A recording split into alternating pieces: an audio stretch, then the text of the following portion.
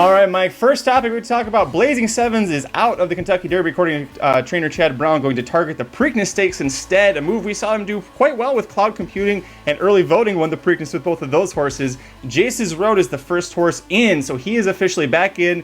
Kind of good for his connections, right? But they were in the Derby until Disarm got third in the Lexington, and they got bounced out by 1 point. And it's kind of like, damn it, how did we get knocked out? But they're back in here. Let's first talk about this from a perspective of the Derby field. How does this defection of Blazing Sevens and the addition of JACE'S Road affect the Derby picture for you?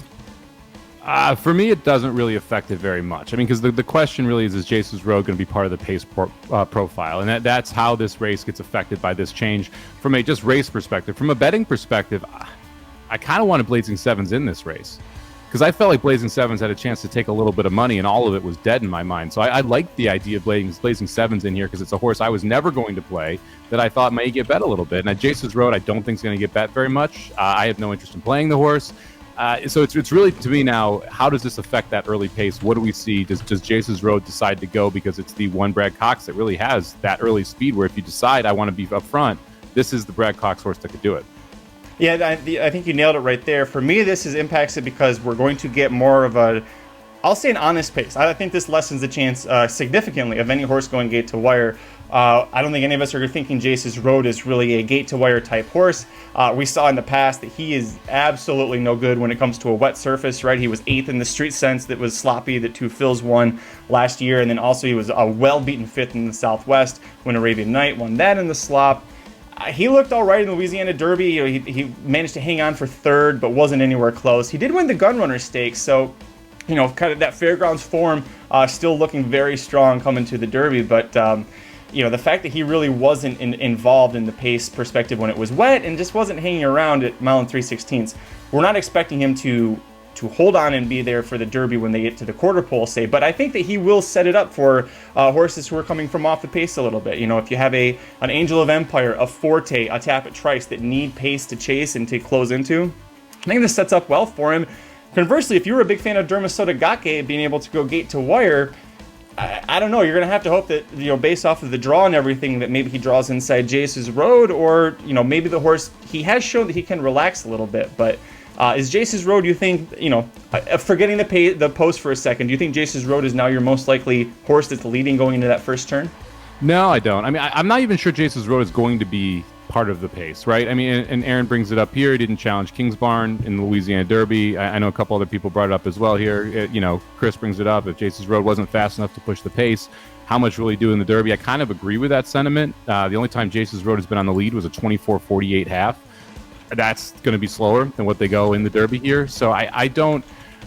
This is cheap if I want to push speed, right? This is, hey, I'm going to make a specific decision to send this horse blindly to force the pace to set it up for someone coming off it.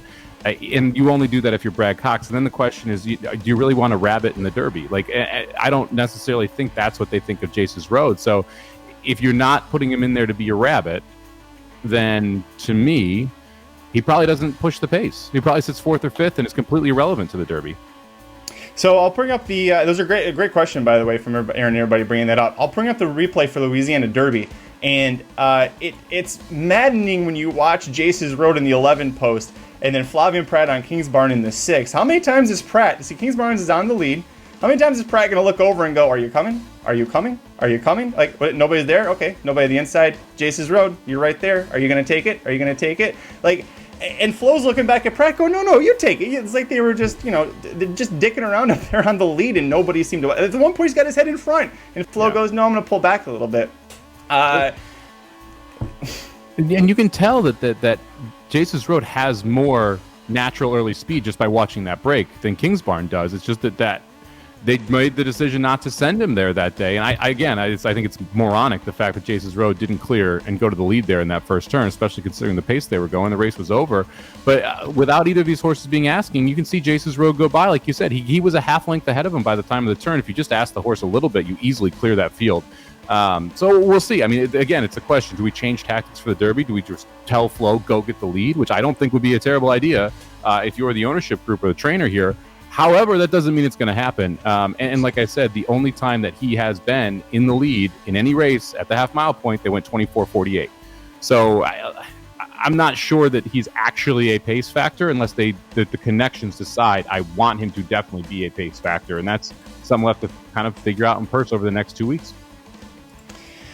If he doesn't get sent, why is the horse even there? Like, his one chance, I think, is of making an impact is to go early like that. But in post position will determine, a little bit more of how they decide to use him. But Florent Giroux expected to keep them out, was aboard for the Louisiana Derby. He is owned by Albaugh Family Stables, who also owns Angel of Empire. He is co-owned, though, by West Point Thoroughbreds, so not completely the same ownership group, but Dennis Albaugh, a great supporter of horse racing, puts a lot of money into it. So it's good that he has 2 starters in here. As far as Quality Row goes, though, if he doesn't get sent, what the hell are you even doing with the horse in there? It should be go to the lead, see what you could be on the front, and go. Yeah, Aaron says it great. You send him like a mofo and set up for your other horse, but they didn't do that in Louisiana Derby for the other Brad Cox horse, which was Instant Coffee. So yeah, who knows? Jockeys, man. Yeah, that's where this becomes a conundrum. Now, I will say this. I mean, obviously, this is more of a pace question now than Blazing Sevens. Blazing Sevens definitely wasn't going to be part of the pace, definitely wasn't going to be on the lead, right? In Jace's Road, there's a world where he is in the lead going into that first turn.